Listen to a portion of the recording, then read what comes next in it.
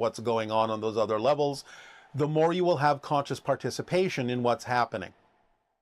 Hi, Bashar. Anna, you good day. Good day.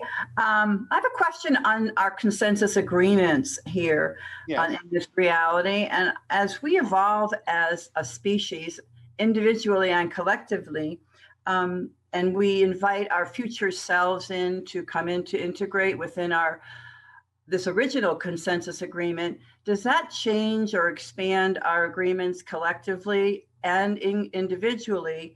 And if so, how does that work? And all right, as far as our next step. All right, well, the short answer is yes.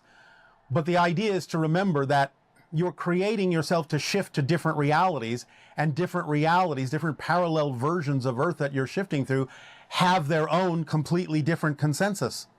So you're not changing the consensus of one world, you're simply shifting to another world that has a completely different collective consensus. So once, as this evolution continues with us, how do you incorporate that in your thinking model? And, like what's really the highest? How it's incorporated is by the synchronicity that shows you now what is more and more possible for you in that new reality that has a different consensus. In other words, it will become more apparent and more obvious through synchronicity that different things are now available to you than used to be available to you to act on, that is more in alignment with who you are. Yes, I've experienced that. So I was just wondering how that just continues to evolve us. Is that correct? Yes.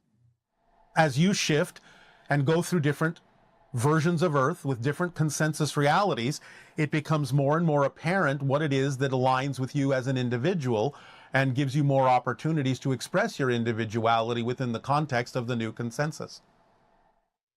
So that's already open to and available to us. It's just a matter of our acting on our excitement and moving forward in that direction. Just a matter of following the formula. As we constantly are reminding all of you, the formula is designed to let you know that nothing is left out that's relevant for you to experience in your path in life. So yes, of course it's available to you, because why would that ability be left out of the formula?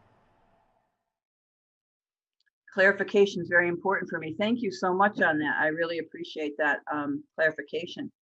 It is our passion and our pleasure. Yesterday, there was an agreement that came in from the Eastern Bloc, and I know you'd spoken about look to the Eastern Bloc for economic changes, and there was a peace agreement that had been made. Is this what we're looking for in that direction? It's a piece. It's not the only thing, but it's a piece. It's a start. So all the energy that was going toward that, this worked out to an agreement so far. Again, remember, nothing changed in the original reality. You shifted to a reality in which that already existed. Okay, thank you. Got it.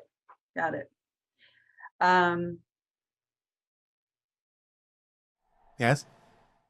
I'm looking at the 15 sacred circuits that you had presented some time ago, and yes, working with those as alive beings. Is that what I was understanding? Everything is an aspect of consciousness. Yes. So in a sense, they're alive.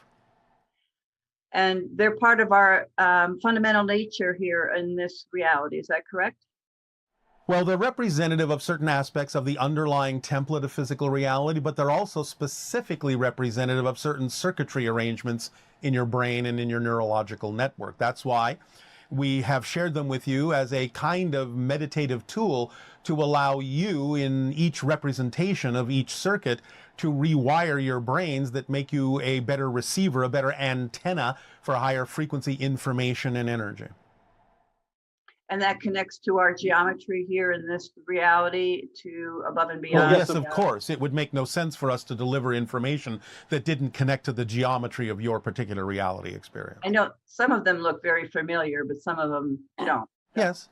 Well, these kinds of things have been used throughout the ages. When people get to a certain point in their evolution and start to realize that there are representative symbols of these underlying energy forms, then of course many of them may be familiar to you because they've existed before in different civilizations on your planet. Now, when you first presented them, I did the exercises, and I can't say that I paid attention to them forever. I think I worked with it a couple of months, and that's all right. It's up to you. Yes, and then I'm picking them back up now, and is there a special way to use them? Just have a Yes. Yes, focus on them? there is a special way to use them, your way. Okay. Let your imagination be your guide as to how to put them together, either using them individually or putting them together collectively in some kind of pattern that makes sense to you. Feel your way through it and see what stands out. That's the best advice I can give you. Feel what feels correct to you. Putting them together, rearranging them, you'll find the pattern that makes sense for you. So the best way is your way. Well, thank you very much. I appreciate the connection today and the interaction. As do we. We thank you. Good day. Good day. Hello, Bashar. My name is Dante. I'm from Pennsylvania, though I live in Guatemala. My question is about artificial intelligence. As you have said, your ships are artificially intelligent and you communicate with them telepathically. Your species is integrated with artificial intelligence. Right now in our world, they are developing artificial intelligence and they're developing microchips that go inside of the brain that help us do certain things and experience certain things. I'm wondering if your artificial intelligence technology is actually embedded in your body in any way. Is that necessary for a sort of telepathic interaction with that artificial intelligence? And is this technology of the microchips presently being developed by Elon Musk safe and good for us as humans? Anything you could say about this would be mega appreciated. I love you, Bashar. Thank you so much for all you do. Goodbye for now. All right, our love to you as well. No, we do not have technological implants in our body.